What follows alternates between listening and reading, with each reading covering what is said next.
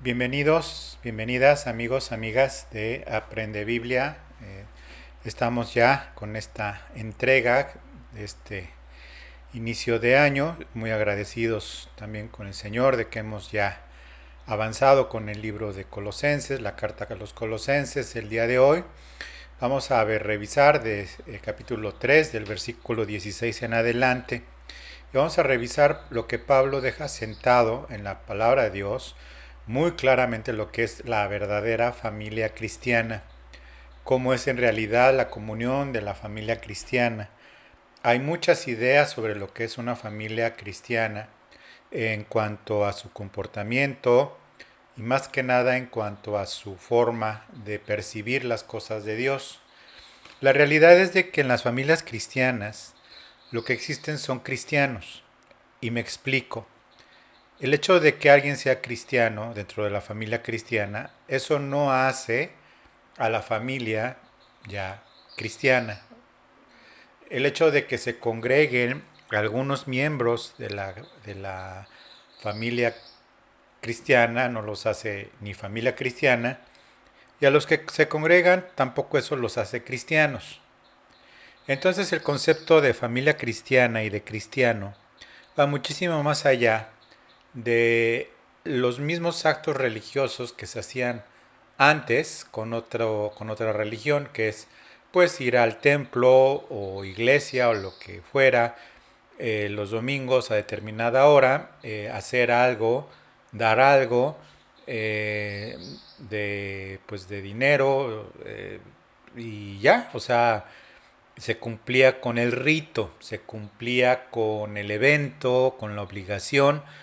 Y esa idea de cumplir con ese rito, pues muchas veces se queda sentado en la cabeza como si eso, ahora siendo cristiano, denominacional, pues es lo mismo. Pues ahora ya es un hogar cristiano y no. La realidad es de que la palabra de Dios es muy clara y la convivencia, la forma de vivir de cada persona es individual. Y cuando los miembros de esa familia se juntan y hay más de uno, hay algo maravilloso que pasa en esa familia cristiana. Si solamente hay un solo miembro, ten paciencia, el Señor es bueno, el Señor es fiel. Si tú eres el único miembro de la familia que eres cristiano, nacido de nuevo, haz lo que dice la Biblia y haz lo que dice a continuación, cualquiera que sea tu posición. Si tú eres la única persona cristiana nacida de nuevo en tu trabajo, haz lo que vamos a ver hoy también. Ten paciencia, el Señor es bueno y es fiel y su gracia está sobre ti. Si tú y otro miembro de tu familia es también nacido de nuevo, profesante y con fruto como tú, que estás viendo esta clase, bueno, pues la palabra de Dios es muy clara y lo vamos a leer a continuación. Bueno, para empezar, una característica muy importante de estos miembros de la familia cristiana en una casa, o sea, en un hogar cristiano, tienen algo en común y que es que dice, la palabra de Cristo mora en abundancia en vosotros, enseñándoos y exhortándoos unos a otros en toda sabiduría, cantando con gracia en vuestros corazones al Señor con salmos e himnos y cánticos espirituales. Bueno, aquí mucho del problema que se presenta, sobre todo con nuevos creyentes, es que esto se lleva a un extremo. Y no está mal, pero tampoco es lo más conveniente ni lo más sabio. Cuando dice la palabra que la palabra de Cristo mora en abundancia en vosotros, significa que en ti, en tu mente y en tu corazón, cada vez hay más de Cristo. Y esto de manera natural te lleva a enseñarlo a los que están contigo y de manera natural a exhortarlos, pero con sabiduría, pero con mucha sabiduría de Dios, sin condenación, sin el clásico te agarro a bibliazos, o simplemente enseñando doctrina sin vivencia, y enseñar doctrina con vivencia, enseñar doctrina sin vivirla, es lo mismo que el peor religioso de otras religiones que pueda haber.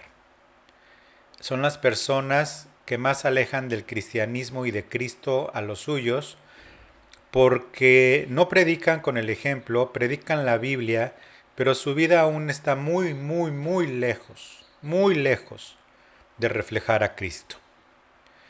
Dice la palabra con toda sabiduría.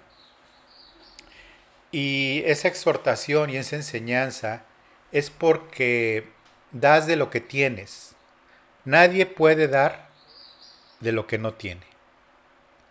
Si quieres dar de Cristo, necesitas a Cristo. Y si las personas, Cristo las ha preparado para recibir de Él, lo recibirán.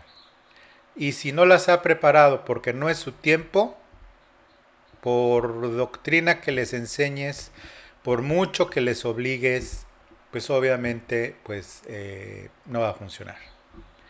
Yo a lo largo de mi vida pastoral he pedido a personas, congregantes, que no obliguen a sus hijos, sobre todo adolescentes, a ir a la iglesia, a la congregación. He sido juzgado, he sido pues hasta sin hacerme la víctima, pues sí, he sido juzgado y hasta maltratado y hasta pues muchas cosas. Pero la verdad es de que les están haciendo un mal, pero sobre todo los están llevando a que los padres hagan exactamente lo que dice la Biblia que no hagan. Y es, padres, no provoquen a ira a vuestros hijos. Si los padres obligan a los hijos, sobre todo los adolescentes, a ir, lo único que están provocando es ira. Ira en ellos, ira contra Dios, ira contra las personas. Y existía, o no sé si sigue existiendo, el dicho de que me los vacunaron del Evangelio por condenarlos en la iglesia. No, los que hicieron mal en llevarlos a la iglesia porque no era su tiempo y no les predicaron con el ejemplo primero, fueron los padres. Es muy fácil echarle la culpa a la iglesia de las carnalidades de otro. Y es falta de sabiduría. Y también es falta de amor. Y también es falta de amor porque lo que quieren muchos padres cristianos es que les arreglen su vida a sus hijos, pero no para que sean santos, sino para que ya no den problemas, ya no anden de pecadores, no sea que se vayan a embarazar, no sea que se vayan a drogar, no sea que se vayan a ir con la novia o con el novio, no sea que vayan a consumir algo raro, no vaya a ser que lleguen borrachos, no vaya a ser que se vuelvan pues con tendencias sexuales contrarias a la palabra de Dios, en fin, todo ese tipo. Y entonces eso demuestra que hay muy poco de Cristo en la vida de los padres. Espero no ofender a nadie, pero pues ese es lo que dice la palabra, que si mora la palabra de Cristo en abundancia, enseñes y exhortes entre unos a otros en toda sabiduría. Dice, cantando con gracia en vuestros corazones al Señor con salmos e himnos y cánticos espirituales. Y aquí ya está la connotación dentro de la misma congregación también, pero también en el hogar. Obviamente en la iglesia se canta, o se debería de cantar, con cánticos espirituales. Ya hemos hablado, pues en las muchos lados hay que son cánticos muy bonitos, hablan de Dios, baladas de rock cristianas, pero no son espirituales. A veces hablan de Cristo, pero en realidad no. Pero aquí está hablando un canto interno. Dice, en vuestros corazones al Señor, cantando con gracia en nuestros corazones, es decir, en una actitud de alabanza de nosotros mismos, permanentemente bendiciendo y alabando al Señor en nuestros corazones. Esto, llevándolo al extremo, pues lamentablemente también significa que, pues si alguien le llama la atención a alguien o le pregunta algo, oye, ¿en dónde dejaste las llaves del coche? Y se voltea a la persona y le dice, Jesucristo es mi Señor. No, o sea, a ver si te pregunté que en dónde dejaste las llaves. Shh. Jesucristo es mi Señor. No, o sea, pregunté dónde están las llaves.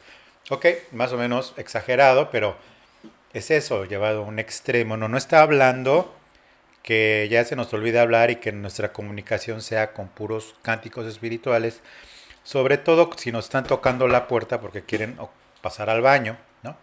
Un ejemplo, eh, digamos. Entonces, aquí está hablando de una adoración interna al Señor. ¿Por qué esta adoración interna? Porque hay de nosotros Biblia, pero más que Biblia hay en nosotros Cristo. Hay mucho de Cristo en nosotros, sabemos comportarnos con las personas, sobre todo con los incrédulos, como personas normales, pero dignas de imitar. Eh, Tu testimonio cristiano se ve no en cuántas canciones te sabes del cantante famoso o qué tanta música cristiana oyes, sino que en realidad las personas ven como alguien digno de imitar en tu fe, no en tus éxitos de logros en tu trabajo, sino en tu fe. Como veíamos, Pablo enseña, como enseñaba en la predicación del domingo pasado, Pablo enseñaba, imítenme. Como vieron que yo hacía con ustedes, hagan así ustedes también. A los filipenses, ¿ok? Eso es lo que se refiere con este versículo. Y dice, versículo 17, y todo lo que hacéis, sea de palabra o de hecho, es decir, lo que digas y lo que hagas, hazlo todo en el nombre del Señor Jesús, dando gracias a Dios Padre por medio de Él. Todo lo que hagas, sea de palabra o de hecho, hazlo en el nombre del Señor Jesús. La limpieza de la casa, hacerlo en el nombre del Señor, dando gracias a Dios el Padre por medio de Él. El trabajo que hagas, mientras no sea ilegal, mientras no sea inmoral, mientras no sea peligroso o mientras no sea pecado, hazlo para el Señor y hazlo en el nombre de Jesús. Obviamente si es una actividad ilícita, pues aunque la hagas en el nombre de Jesús va a ser peor porque va a ser doble condenación. Si te meten a la cárcel y aparte por haber usado en vano el nombre del Señor. No, sino todo lo que si es algo que no es inmoral, que no es pecado, que no es peligroso, ¿sí? Hazlo para el Señor, dándole gracias a Dios. Toda actividad que hagas, hazlo dando gracias a Dios. Y entonces ya Pablo aquí empieza a deslindar lo que el Señor espera desde Génesis hasta el día de hoy en las familias y empieza por las mujeres casadas. Casadas, estad sujetas a vuestro marido como a vuestros maridos, como conviene en el Señor. Estad sujetas a vuestros maridos. Esto verbo significa someterse, pues lo cual denota una acción voluntaria de ponerse bajo la tutela, la autoridad del esposo. Esa es la muestra de una mujer cristiana. Conste que no dice de vuestros maridos cristianos. Dice, las casadas estén sujetas a vuestros maridos, como conviene en el Señor. ¿Por qué conviene en el Señor que las casadas estén sujetas a sus maridos? Bueno, conviene precisamente porque están puestas bajo la autoridad y las cuentas acerca de todas las cosas referentes al hogar en lo referente a lo espiritual y a todo lo que implica ser hombre, el Señor le va a pedir cuentas al esposo incrédulo o creyente. Es decir, es una forma de protección, pero también es una forma, no de evasión de responsabilidades, pero sí es una forma, ¿sí?, de darle precisamente al Señor la gloria, así como Cristo está sujeto a la iglesia, como la iglesia está sujeta a Cristo, está sujeta a Cristo, así las mujeres, como dice en Efesios. Aquí hay un punto importante que se aplica a lo anterior que he dicho. ¿Hasta dónde debe de estar sujeta una mujer a su marido? A todo aquello que mientras no sea peligroso, inmoral, ilegal o pecado, ahí debe de estar sujeta al marido. Los maridos a veces toman decisiones muy equivocadas, sobre todo en lo económico. No dice aquí que la mujer esté de acuerdo con que su marido se compre una televisión de 700 pulgadas si debe la renta 6 meses. Bueno, eso pues puede caer en el ámbito de lo inmoral por ser moroso, es cuestión de interpretación. Hay personas que deben dinero, pero no por sus condiciones, pero no porque sea pecado, sino que no han podido pagar eso, no estoy hablando de ello. Estoy hablando en el caso de este marido irresponsable que se compró una televisión de 700 pulgadas y debe 4 meses de renta. Bueno, puede no ser inmoral, pero sí ilegal si deja de pagar. ¿Por qué? Porque es legal, es un derecho del crédito que se otorgó, pues que se cobre y se paguen intereses muy altos. Ilegal, inmoral, peligroso, pues sí, puede caer en el peligro también de endeudarse tanto que pues corren peligro de perder el hogar o que sean embargados y demás. Pero no es pecado, aunque dice la palabra, procurad no deberle nada a nadie. Dice procurad, pero puede ser que sea. Pero ahí viene el tema de qué tanto lo está haciendo por, con una intención de robar, por ejemplo. Pues eso sí es pecado, ¿no? Obviamente. Y ya va dentro de no porque estemos bajo la ley, sino porque entra dentro de la lógica del pecado como creyente. Entonces, ¿hasta dónde debe de estar sujeta la mujer? Hasta donde lo que sea con el Espíritu Santo en su corazón le indique, ¿sí? Que mientras no sea inmoral, ilegal, peligroso o pecado, debe de estar sujeta a su marido. Pero los maridos, versículo 19, amad a vuestras mujeres y no seáis ásperos con ella. Es decir, sí, a las mujeres el Señor las diseñó de tal forma que ayuden a los hombres a no ser tan bruscos en su forma de hablar. ¿Por qué? Porque les lastima.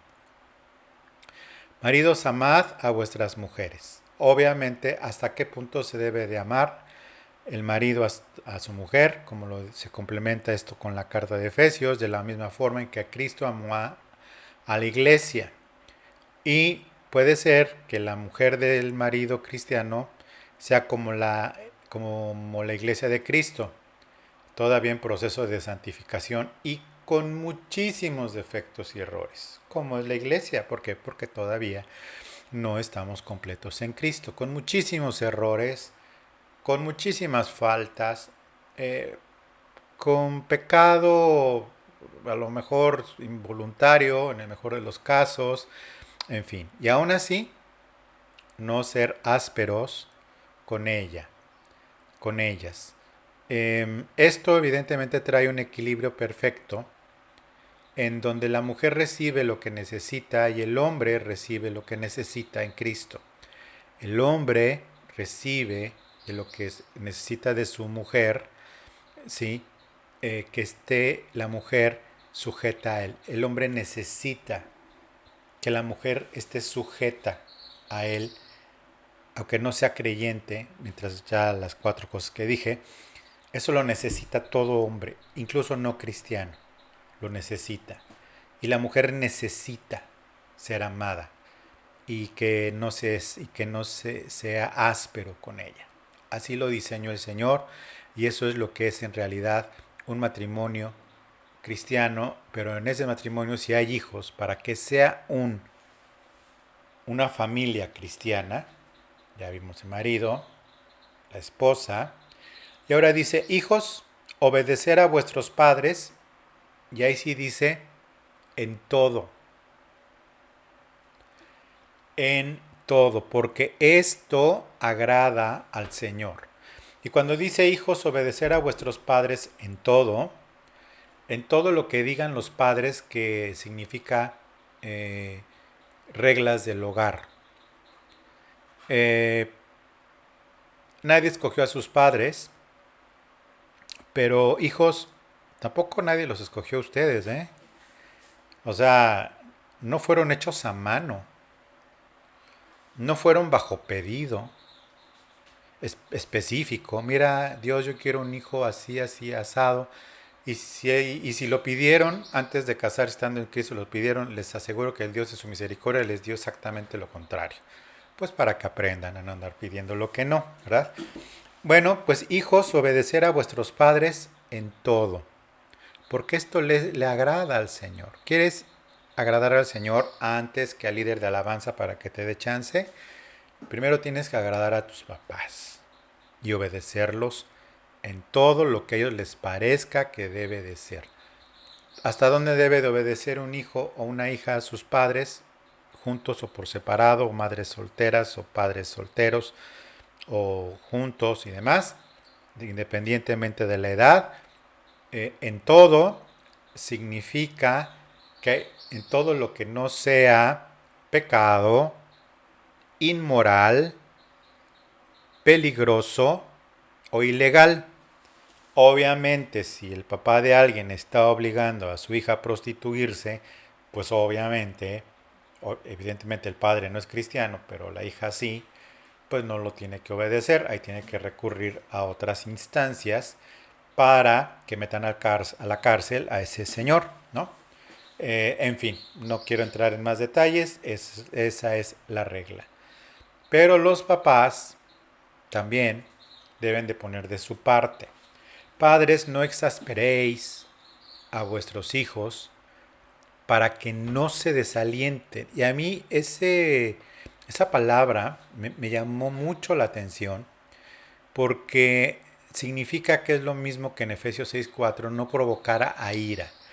Y la connotación de esta palabra es abstenerse de irritar, abstenerse de estarle duro y dale como papá o como mamá. Ya ves, te lo dije que tú saliste cabezón como tu tío Gerardo.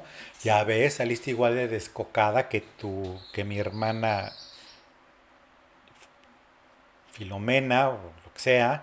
Ya ves cómo, o sea, papás, no hagan enojar a sus hijos. Porque se desalientan. ¿En qué se desalientan? En la fe. Y aparte de que se desalientan en la fe, se van a desalentar de ser sus hijos. Y en la primera oportunidad se les van a ir de la casa y mal. Se les van a ir de la casa y se les van a ir mal. No, no vas a ir a esa fiesta porque tú eres un pecador y vas a andar con puro pecador. Bueno, ok. El hijo cristiano, en teoría no debería andar pidiendo permiso para ir a una fiesta pagana, ¿no? Del mundo, digamos. Ok. Pero supongamos que el hijo no es cristiano. Y dice, hijos, obedecer a vuestros padres en todo.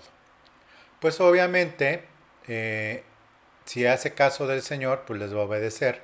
Pero si ni cristiano es, bueno, lo que te toca a ti, papá, es no provocarlo a ira. No dejarlo ir, porque finalmente es tu casa. Y si no le gusta, pues que se meta a trabajar y rente su casa, ¿no? Y que haga su vida como quiere.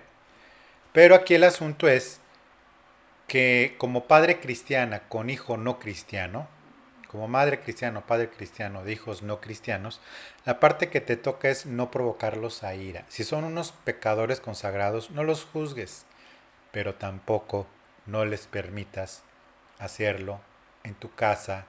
Hazles saber que tú sí eres cristiano y que finalmente tú eres la autoridad y que pues que aquí no se hace eso, y si no le gusta, pues que la verdad es de que la puerta mide lo mismo para entrar que para salir, ¿sí? Y demás. Eso es si quieres tú agradar al Señor, y también si los hijos no están deseosos de obedecer al Señor, ni siquiera creerle, y mucho menos no han nacido de nuevo y demás, no hay que pelear batallas que el Señor no nos pelea. No lo vas a hacer cristiano. Lo harás religioso, lo harás fariseo, pero cristiano tú nunca lo vas a hacer, papá o mamá. Esa es la verdad. Quien hace nacer de nuevo es el Espíritu Santo. Nosotros nacemos del Espíritu. Entonces lo que nosotros debemos de hacer siempre es procurar siempre, invariablemente, agradar al Señor. Te toca a ti entonces no exasperarlos o provocarlos a ira. No los juzgues por su pecado, pero tampoco sufras su pecado. Si es niño, pues obviamente tienes que corregirlo, ¿no? De la manera en la que el Señor te dé sabiduría, sobre todo ahora con lo difícil que es educar a un niño, y sobre todo con lo complicado que es ahora con toda la maldad que hay en la enseñanza, sobre las supuestas libertades con menores de edad, terrible. Hay que el Señor te dé sabiduría, y si tienes hijos pequeños en la escuela, voy a estar, oro por ti. Si tienes hijos adolescentes, no creyentes, oro por ti.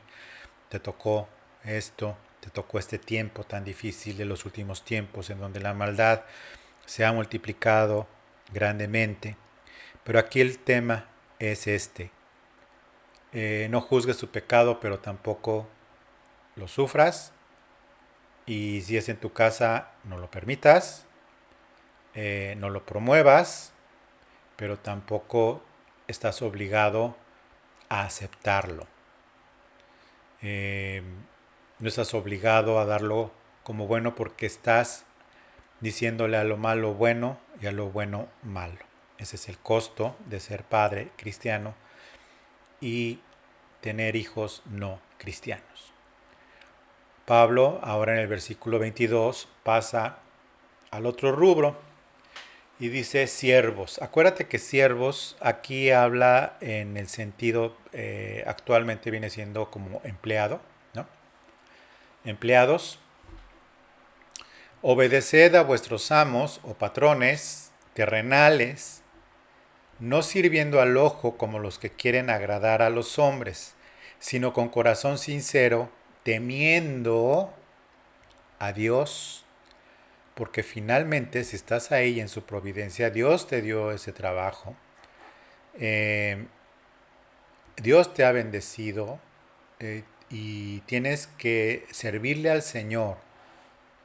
Y dice Pedro, en la carta de Pedro, como lo enseñamos, que los esclavos o los empleados sean buenos con sus patrones, no solo con los afables y buenos, sino con los difíciles de soportar, porque esto da buen testimonio. Y dice obedecer en todo a vuestros amos terrenales.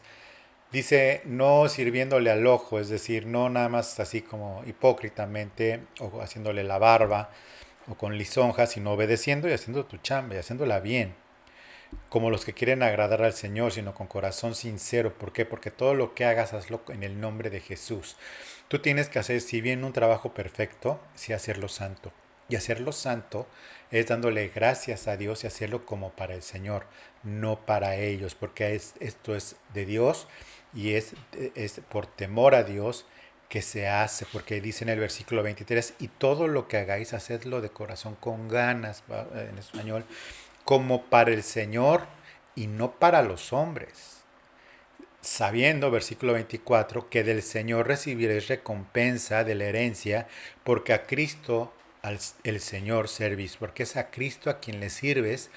Pero si tú eres buen empleado, el mejor empleado, no en resultados, no en resultados, se me cayó la iluminación, perdóname, no tanto en resultados, sobre todo en que requieren a veces cuotas de ventas irracionales o cosas por el estilo. Me estoy refiriendo a el empleado que lo hace como para el Señor. El Señor te va a ayudar a dar esos resultados.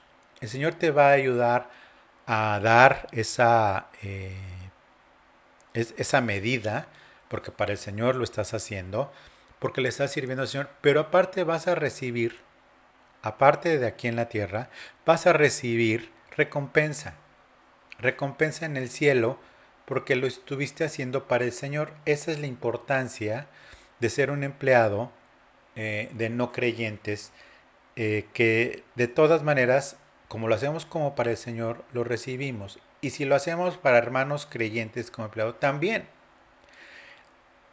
Es súper bueno saber, gracias, es una bendición muy grande, que sin que seas siervo, como se entiende ahora, siervo altísimo del Señor, este, o, vamos, que no hagas nada en la iglesia. Si esto lo crees porque lo dice la Biblia, y espero que lo creas, porque está aquí, no está mal interpretado, está bien interpretado, vas a recibir recompensa cuando lo estás haciendo como para el Señor, estando trabajando donde estés trabajando. Y esa recompensa se refiere a una recompensa como la mía, que yo sirvo al Señor dando esta clase. Y tu recompensa siendo, por ejemplo, cajero en un banco y lo haces bien como para el Señor y con gozo, vas a recibir la misma recompensa que yo, porque al Señor le estamos sirviendo. Yo espero que esto te anime y te ponga la corriente de carga de pila y de energía para hacerlo para el Señor. No es gracias a Dios por la empresa en la que estuve o estoy. Bueno, te fue bien, pero a algunos les va muy mal. Algunos están en unos trabajos difíciles que el Señor les ha puesto. Si lo hacen para el Señor, tanto unos como para los otros, y no para su empresa, sino para el Señor, la más agradecida va a ser la empresa. También tu familia, porque cuentan que tú eres en tu trabajo bueno y te van a procurar mantener ahí todo el tiempo. Y también vas a recibir recompensa. Yo de veras espero que esto te anime mucho. ¿Por qué? Porque hay consecuencias cuando no pasa esto. Dice, mas el que hace injusticia, está hablando de los empleados, mas el que hace injusticia recibirá la injusticia que hiciere. Es decir, un empleado respondón, eh, cristiano o no, va a recibir lo mismo, es decir, recibirá la injusticia que hiciere. Mas el que hace injusticia, cuanto más, siendo creyente y hace injusticia, va a recibir injusticia. ¿Y por qué digo esto? Por lo que sigue después de la coma. Porque no hay acepción de personas. Es decir, los cristianos no somos selectivos. Si mi jefe es cristiano, entonces lo hago como para el Señor. Si mi jefe no es cristiano y trabajo en una empresa horrible, pues bueno, seré cristiano, pero pues, soy mal empleado, soy mala persona y demás. De verdad, ahí no te conviene. No te conviene porque vas a recibir lo mismo, tarde o temprano. No hay acepción de personas, no hay para dónde hacerse, no hay forma de librarla. Por lo que te pido que consideres esto. Considéralo, eh, vívelo, entiéndelo y disfrútalo. Si es que estás haciendo esto, si estás en el seno de una familia cristiana, bendito sea Dios. Acuérdate que no hay familias cristianas. Los que son cristianos son las personas que conforman esa familia. No, así como no hay cuna cristiana, los que se hacen cristianos son las personas que cuando crecieron nacieron de nuevo, aunque hayan oído del Evangelio desde pequeños, eso no es garantía de nada. Lo mismo pasa con esto. ¿Ok? Bueno, pues te pido entonces que te suscribas al canal si no lo has hecho, que le des like a este video, que lo compartas con familias cristianas y no cristianas. Finalmente el que dice las cosas aquí soy yo y pues al que pueden no estar de acuerdo no es conmigo y aparte si no están de acuerdo conmigo pues tienen derecho las personas, pero finalmente lo que dice la palabra, a la forma de interpretar lo más apegado a la Biblia sin interpretaciones, más allá de lo que se debe de interpretar de la manera correcta. Comparte este video con otros, dale like, suscríbete al canal y activa las notificaciones. Bueno, pues entonces te espero en la siguiente entrega de Aprende Biblia. Te espero el domingo en la página de Facebook de Renuevo de Amistad a las 11 de la mañana. Hay alabanza en vivo y predicación en vivo a las 11 de la mañana los domingos. Bueno, pues por mi parte es todo. Y recuérdate que lo más importante de todo esto es que tú aprendas Biblia. Muchas gracias, que Dios te bendiga y hasta luego.